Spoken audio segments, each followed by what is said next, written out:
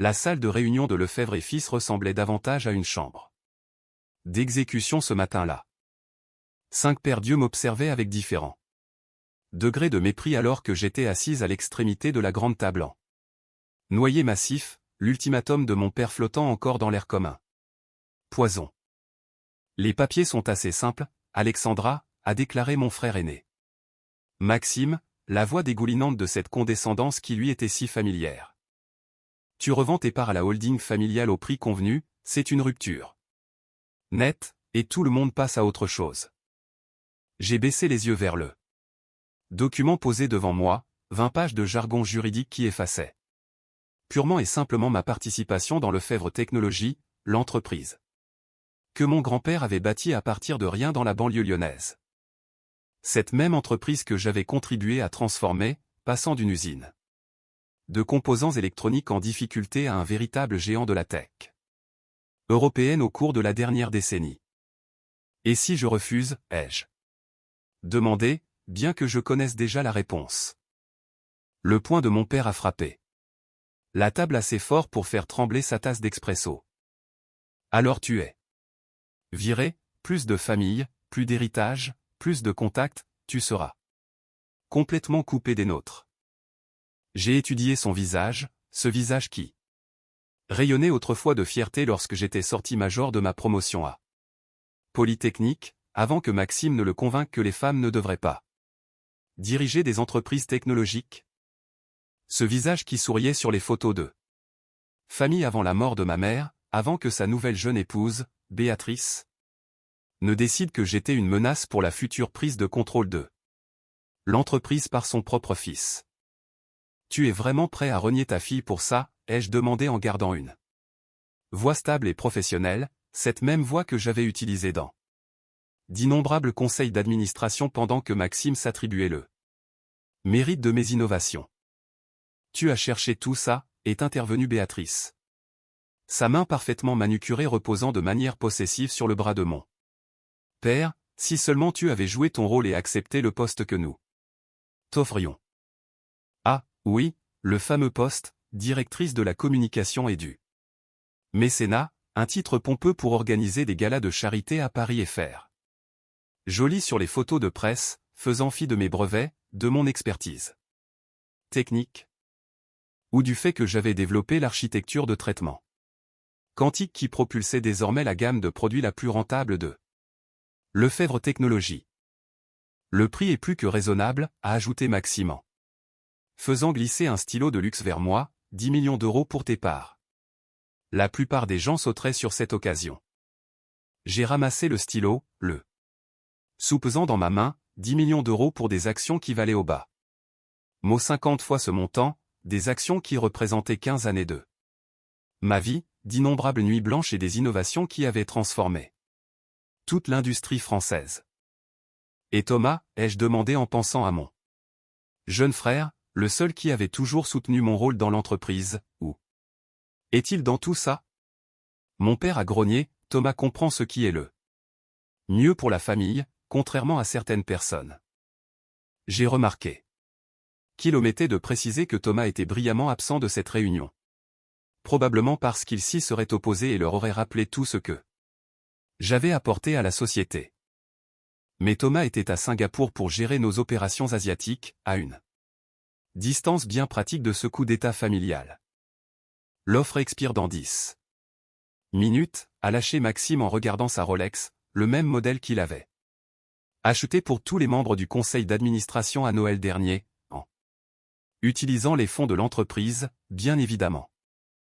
Passé ce délai, nous passons au plan B. Ah, oui, le plan B, cette campagne de dénigrement soigneusement orchestrée pour me discréditer, pour remettre en question mes contributions, pour suggérer que mon récent comportement erratique me rendait inapte à occuper un quelconque rôle dans l'entreprise, un terrain qu'il préparait méticuleusement depuis des mois.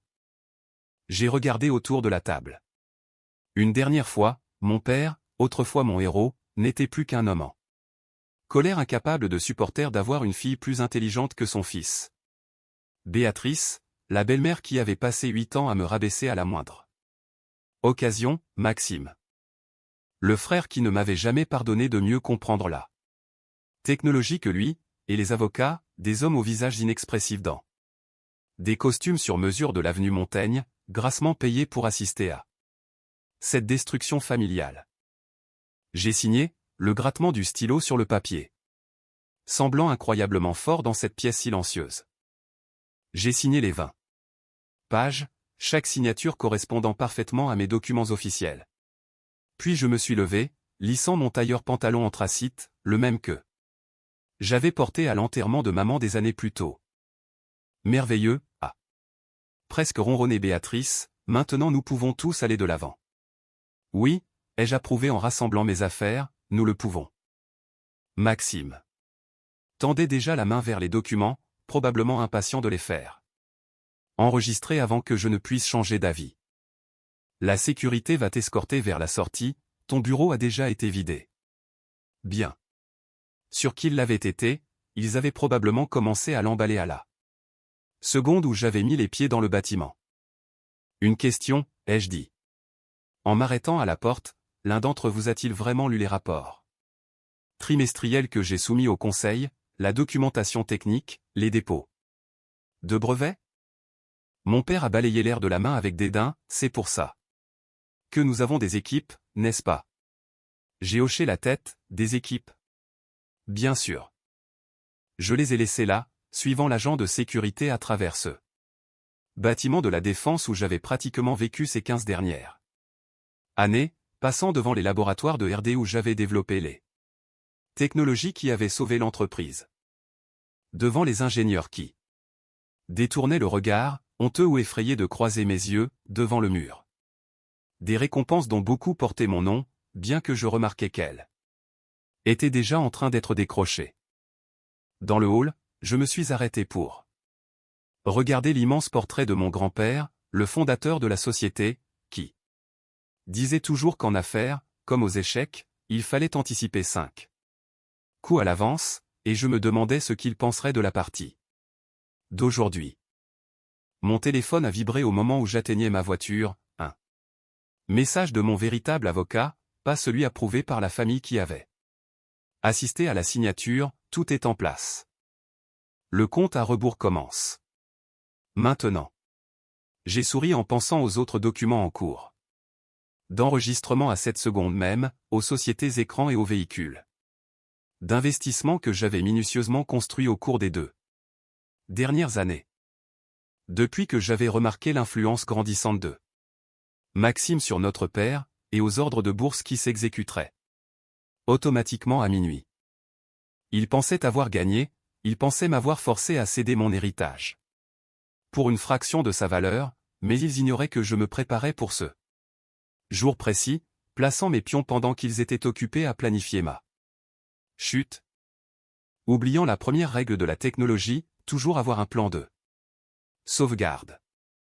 Et le mien était sur le point de tout changer. J'ai démarré ma voiture, pas la Porsche Tapa accent Graveleuil que conduisait Maxime, mais un SUV électrique discret que j'avais moi-même piraté et modifié. En m'éloignant du siège de Lefebvre Technologies, j'ai jeté un coup d'œil dans mon rétroviseur. Maxime se tenait à la fenêtre de la salle de réunion, se félicitant sans doute de sa victoire. Profitant tant que ça dure, mon frère, ai-je murmuré. Demain va être une journée intéressante. Mon téléphone a de nouveau vibré, un appel de Thomas depuis Singapour, il devait déjà savoir ce qui s'était passé. Dis-moi que tu as un plan, a-t-il lancé sans préambule. Est-ce que ce n'est pas toujours le cas, ai-je répondu. Ils font la fête, a-t-il dit, le dégoût perceptible dans sa voix, Maxime annonce déjà sa nouvelle équipe de direction. Parfait, ai-je répliqué en m'insérant sur le périphérique. Laisse-les célébrer, ça rendra la journée de demain encore plus divertissante. À quel point ça va faire mal? J'ai pensé à la cascade de transactions et de révélations programmées pour se déployer dans moins de 12 heures. À la toile d'investissement et de partenariats si soigneusement tissés qui allaient bientôt remodeler toute la structure de pouvoir de Lefebvre Technologies. Tu te souviens quand nous étions gamins et que Maxime a cassé mon projet de science? La veille du concours Lépine Junior, et que je me suis pointé le lendemain avec un projet encore meilleur qui a remporté le premier prix. Quelque chose comme ça. J'ai souri, sauf que cette fois, le prix est beaucoup plus gros. Le soleil se couchait derrière moi alors que je rentrais chez moi, projetant de longues ombres sur les rues de Paris. Dans ma mallette, une simple clé USB contenait tout ce dont j'aurais besoin pour montrer au monde entier qui dirigeait réellement Lefebvre Technologies toutes ces années, car ils pensaient m'avoir forcé à renoncer à mon avenir. Mais ils allaient apprendre que certaines signatures ne sont que le commencement. Le lendemain matin, je me suis assise dans mon bureau à domicile à exactement 8h57, observant 6 écrans différents afficher les données du marché en temps réel, les fils d'actualité et les canaux de communication interne de Lefebvre Technologies auxquels je ne devrais plus avoir accès. Mon téléphone était réglé sur ne pas déranger, le chaos pouvait bien attendre que tout soit en mouvement. À 9h pile, le premier domino est tombé, alerte info, un investisseur mystère émerge en tant qu'actionnaire majoritaire de Lefebvre Technologies, a défilé sur l'écran de BFM Business. En quelques secondes, des titres similaires sont apparus sur les Échos, Bloomberg et tous les principaux médias financiers, tandis que mes autres écrans s'allumaient sous l'afflux de données. Le cours de l'action Lefebvre a été gelé, les transactions étant suspendues par l'AMF en raison d'annonces majeures imminentes, des emails internes volaient entre les cadres et les membres du conseil d'administration, et des messages frénétiques des banques d'affaires tentaient d'identifier ce nouvel acteur qui avait discrètement amassé une participation de contrôle dans l'une des entreprises familiales les plus prestigieuses de la tech française. À 9h30, mon téléphone a commencé à vibrer malgré ses réglages, Maxime, mon père, Béatrice, et même des membres du conseil à qui je n'avais pas parlé depuis des mois tentaient de me joindre, mais je les ai tous ignorés pour ouvrir un message sécurisé de Thomas, bordel d'Alex. C'est toi n'est-ce pas? Le groupe Phoenix. J'ai souri face au nom que j'avais choisi pour mon véhicule d'investissement. Phoenix Technologies, car certaines choses doivent brûler avant de pouvoir renaître. Regarde la prochaine annonce, ai-je répondu par texto. À 9h15, pile. À l'heure, la deuxième vague a frappé, le groupe Phoenix annonce un audit des brevets sur les produits phares de Lefebvre Technologies. C'est à ce moment-là que la véritable panique a commencé. Mon système de sécurité m'a alerté de la présence de quelqu'un à ma porte d'entrée, et grâce aux caméras, j'ai pu voir Maxime, son costume sur mesure montrant déjà des signes de stress, le visage rouge de colère ou de peur, probablement les deux. Je l'ai laissé tambouriner à la porte pendant exactement 5 minutes avant d'activer l'interphone à distance. Rentre chez toi, Maxime, je travaille. Tu travailles? A-t-il hurlé à la caméra, tu es en train de détruire l'entreprise, papa a des douleurs à la poitrine. C'est marrant comme les problèmes de santé ne comptent que quand c'est sa fortune qui est en jeu, ai-je répliqué froidement, où était cette inquiétude quand il forçait sa fille à quitter sa propre entreprise? Ce n'est pas un jeu, Alexandra, l'action est en chute libre. En fait, j'ai allumé l'écran extérieur pour lui montrer les mêmes données de marché que je regardais, les cotations sont juste suspendues, la chute libre commencera dans environ 20 minutes quand elles reprendront, à moins que. Quoi, sa voix s'est légèrement brisée. À moins que le conseil d'administration ne convoque une réunion d'urgence avec tous les actionnaires, y compris le nouveau propriétaire majoritaire. Il a fixé la caméra, réalisant enfin la situation, le groupe Phoenix. C'est toi. Mais comment? Nous t'avons obligé à vendre tes parts. Vous m'avez obligé à vendre mes parts directes, ai-je corrigé, ne t'es-tu jamais demandé pourquoi j'ai accepté un prix aussi bas sans négocier, pourquoi je n'ai jamais contesté l'évaluation? Tu étais trop occupé à célébrer ta victoire pour vérifier ce que je pouvais posséder d'autre. Mon téléphone a de nouveau vibré. Thomas m'envoyait une série d'émojis qui pleurent de rire, suivi d'un texte. Maxime vient de m'appeler en hurlant, l'avocat de papa est en train de péter un câble dans la salle du conseil. À 9h30, les transactions ont repris et l'action. Lefebvre a chuté de 30% dès la première minute. Alexandra, je t'en supplie. Maxime pleurnichait presque maintenant, on peut en parler, tout ce que tu veux, un siège au conseil, un poste de direction, fixe ton prix. J'ai activé les écrans externes de la maison pour afficher la présentation que je préparais. Depuis 2 ans, des diapositives montrant exactement comment j'avais construit ma position dans l'entreprise. Ces petites startups technologiques que j'avais discrètement acquises et qui détenaient chacune des brevets cruciaux dont dépendaient les produits de Lefebvre. Ces investissements stratégiques réalisés via des sociétés écrans pendant que Maxime jouait à la politique d'entreprise. Et ce personnel clé qui avait fait défection avec moi pour apporter son expertise à des sociétés désormais détenues par le groupe Phoenix. Mon prix? Ai-je finalement lâché en observant son visage assimiler l'information? Que diriez-vous de tout ce que vous avez essayé de me prendre, l'entreprise? L'héritage, l'avenir, la totalité. Papa n'acceptera jamais ça. Papa n'a plus le choix, je possède 51% de Lefebvre Technologies depuis minuit, vérifie les déclarations à l'AMF. Il l'a fait, les mains tremblantes en sortant son téléphone, et j'ai regardé son visage blêmir alors qu'il vérifiait les chiffres. Mais les actions que tu as cédées hier représentaient moins de 8% de mes avoirs totaux, a-t-il bégayé.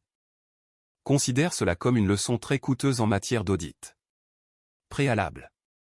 Mon téléphone s'est illuminé avec un message urgent de la secrétaire du conseil, réunion d'urgence convoquée pour 11h, présence obligatoire pour tous les actionnaires majoritaires. Tu devrais rentrer te changer, ai-je dit à Maxime via le haut-parleur, tu as l'air un peu débraillé pour une réunion aussi importante. Il a fixé la caméra pendant un long moment, la bouche entr'ouverte sans qu'aucun son n'en sorte, puis il s'est retourné et a marché vers sa voiture, les épaules affaissées, ne ressemblant plus du tout au vainqueur triomphant de la veille. Une fois parti, j'ai ouvert ma ligne sécurisée avec Thomas, tu es connecté au flux de la salle du conseil, a-t-il dit directement, ils sont en plein effondrement, Béatrice a déjà appelé 3 avocats différents, papa exige de savoir comment c'est arrivé. Et toi? Tu regardes la meilleure vengeance de l'histoire du CAC 40 se dérouler en mangeant du popcorn à Singapour. Au fait, as-tu vraiment acheté cette start-up d'IA à Singapour l'année dernière juste pour obtenir leur brevet? Avant que Lefebvre ne puisse le faire? Entre autres choses, ai-je souriant. Vérifiant mes autres écrans, l'action s'était stabilisée à une perte de 40%, les gros clients appelaient pour être rassurés sur leurs contrats, et les banques d'affaires se démenaient pour comprendre la nouvelle structure de pouvoir. Tu sais qu'ils vont se battre, m'a averti Thomas. Qu'ils essaient, il me reste une dernière carte à jouer. À 10h45, j'ai finalement rallumé mon téléphone, les messages étaient exactement ce à quoi je m'attendais, menaces, supplications, tentatives de négociation. Mais l'un d'eux a attiré mon attention, un texto de l'ancienne assistante de maman, Martine, votre mère serait si fière, elle disait toujours que vous étiez la seule à vraiment comprendre ce que signifiait le pouvoir. J'ai pensé à maman, à la façon dont elle s'était battue pour conserver son siège au conseil d'administration même pendant son combat contre le cancer, et comment elle m'avait fait promettre de ne jamais laisser personne me sous-estimer sous prétexte que j'étais une femme dans la tech. À 10h55, je suis monté dans ma voiture pour me rendre au bureau, il était temps de reprendre ce qui m'appartenait, et je n'avais pas fini de leur donner des leçons sur le pouvoir. Loin de là. Le hall de Lefebvre Technologies est devenu silencieux lorsque j'y ai pénétré à exactement 10h58, les employés qui m'avaient ignoré la veille me dévisageaient maintenant ouvertement.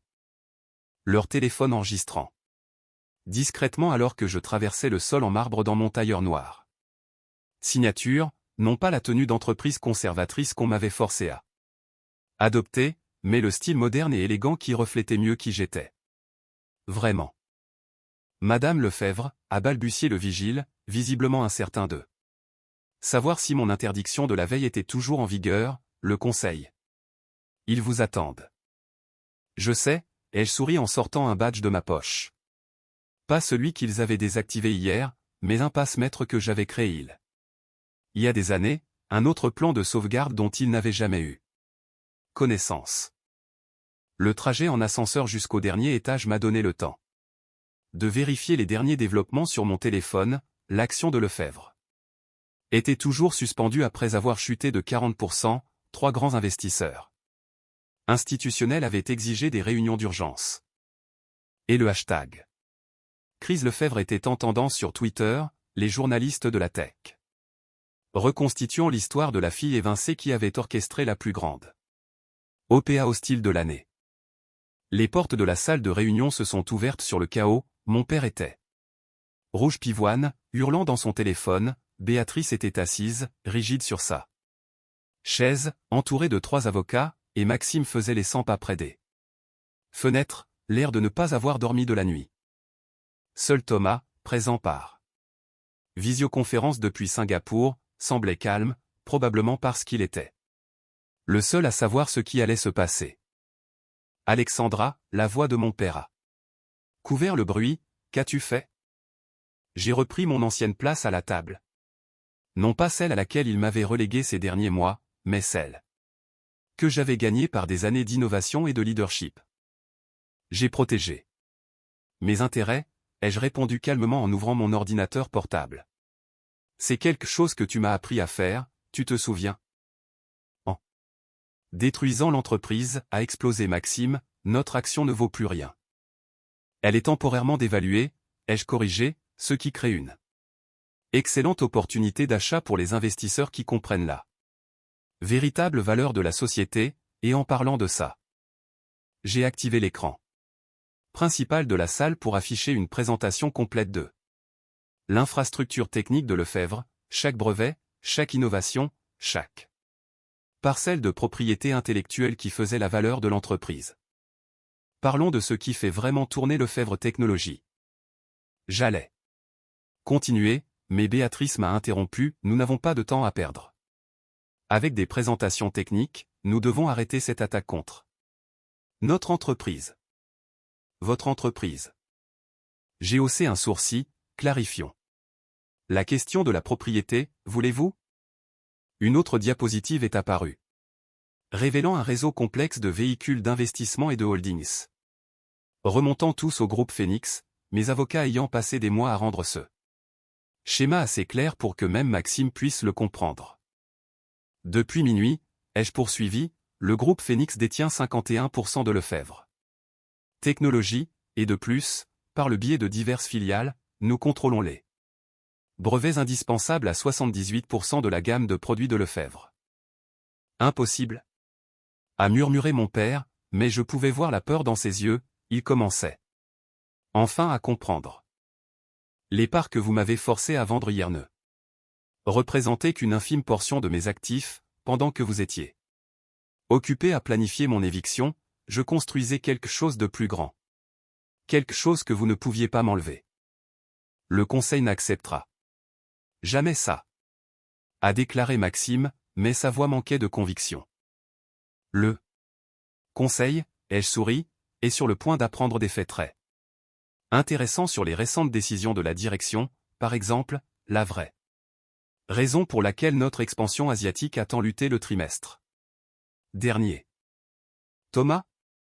Le visage de mon jeune frère a rempli l'un des écrans alors qu'il brandissait un dossier, documentation complète des tentatives ratées de Maxime pour contourner les spécifications techniques d'Alexandra au profit d'alternatives moins chères. Coût pour l'entreprise, environ 140 millions d'euros. Maxime est devenu livide, tu as gardé des traces. Je garde tout, ai-je dit doucement, chaque réunion où tu t'es attribué le mérite de mon travail, chaque fois que tu as sapé mon autorité. Chaque décision qui a placé ton ego au-dessus du succès de l'entreprise.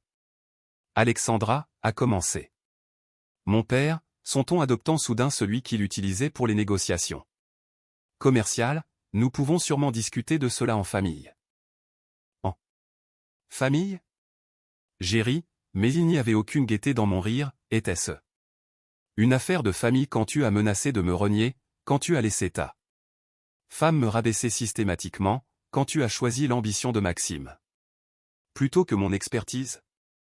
J'ai affiché un autre document, la charte originale de l'entreprise rédigée par mon grand-père. Lefebvre Technologies privilégiera toujours l'innovation sur la politique, le mérite sur les privilèges, la vision sur la tradition, ai-je lu à voix haute.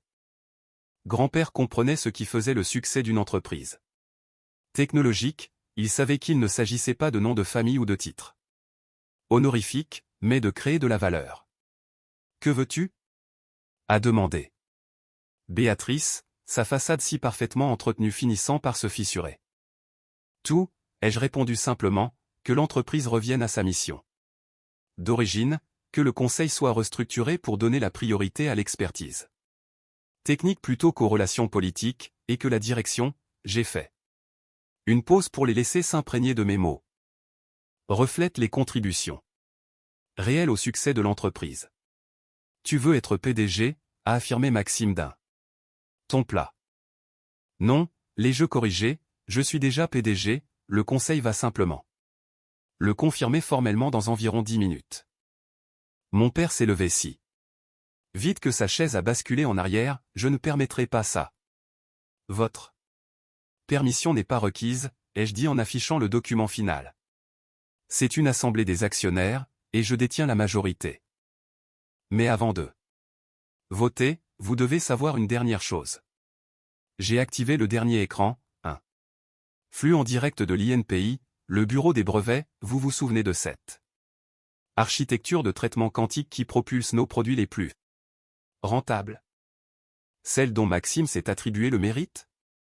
Dans environ 30 secondes, ces brevets seront transférés au groupe Phoenix, et sans eux, Lefebvre Technologies perd 60% de ses revenus du jour au lendemain. La salle a explosé de cris et de protestations, mais j'ai levé la main et j'ai continué une fois qu'ils se sont calmés. Cependant, je suis prêt à concéder ces brevets sous licence à Lefebvre Technologies, à certaines conditions. Énonce-les, a dit mon père d'une voix rauque. Premièrement, l'entreprise retourne à ses valeurs fondamentales, innovation, mérite, vision. Deuxièmement, le conseil est restructuré pour inclure une véritable expertise technique. Troisièmement, j'ai regardé directement Maxime. La contribution de chacun est correctement reconnue et rémunérée. Et si nous refusons, la défier? Béatrice.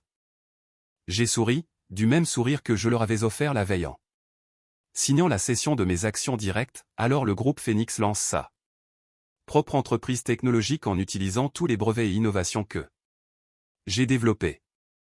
Et Lefebvre Technologies ne deviendra plus qu'une coquille vide, avec un nom célèbre. Le choix était clair, et il a fallu exactement 17 minutes au conseil pour m'élire PDG. Maxime a été relégué à un poste non exécutif, mon père est devenu président d'honneur, un titre prestigieux mais sans réel pouvoir, et Béatrice ainsi que ses avocats sont partis discrètement, leur influence s'évaporant en même temps que leur accès aux ressources de l'entreprise. Alors que le conseil quittait la pièce, la voix de Thomas résonnait via la liaison vidéo. C'était la plus belle exécution d'entreprise que j'ai jamais vue. J'ai regardé autour de la salle du conseil, ma salle de réunion désormais, cet endroit où, hier encore, ils avaient essayé de me chasser de ma propre entreprise. Ce n'était pas une question de vengeance, ai-je dit, bien qu'une part de moi sût que ce n'était pas tout à fait vrai. Non, a acquiescé Thomas, c'était une question de justice, pour construire quelque chose qu'il ne pourrait ni voler ni détruire. Mon téléphone a vibré avec une alerte info, l'action Lefebvre cotait à nouveau. Désormais en hausse de 10% à l'annonce du changement de direction, le marché, semblait-il, approuvait l'idée d'avoir un véritable innovateur aux commandes. Mon père s'est attardé à la porte, paraissant plus vieux que je ne l'avais jamais vu. Ta mère, a-t-il dit doucement, elle disait toujours que tu étais la seule à vraiment comprendre ce que Lefebvre Technologies pouvait devenir. Elle avait raison, ai-je répondu sans lever les yeux de mes écrans, comme souvent. Il a hoché la tête une fois et est parti, me laissant seul dans cette pièce où, il y a à peine 24 heures, il croyait avoir gagné. J'ai ouvert le tableau de bord des projets de l'entreprise, planifiant déjà les changements nécessaires pour ramener Lefebvre Technologies à ses racines innovantes, car il y aurait du temps plus tard pour les réconciliations familiales, pour guérir les vieilles blessures, mais pour l'instant. Il y avait du travail à faire, du vrai travail, le genre qui transforme les industries, qui bâtit des avenirs, qui crée des héritages pour lesquels il vaut la peine de se battre. Il m'avait forcé à céder mes parts, pensant que du papier pourrait effacer ma contribution, ma vision, mon droit de diriger, mais à la place, il m'avait enseigné la leçon la plus précieuse des affaires, parfois. Il faut perdre quelque chose de petit pour gagner quelque chose de beaucoup plus grand, et j'avais gagné.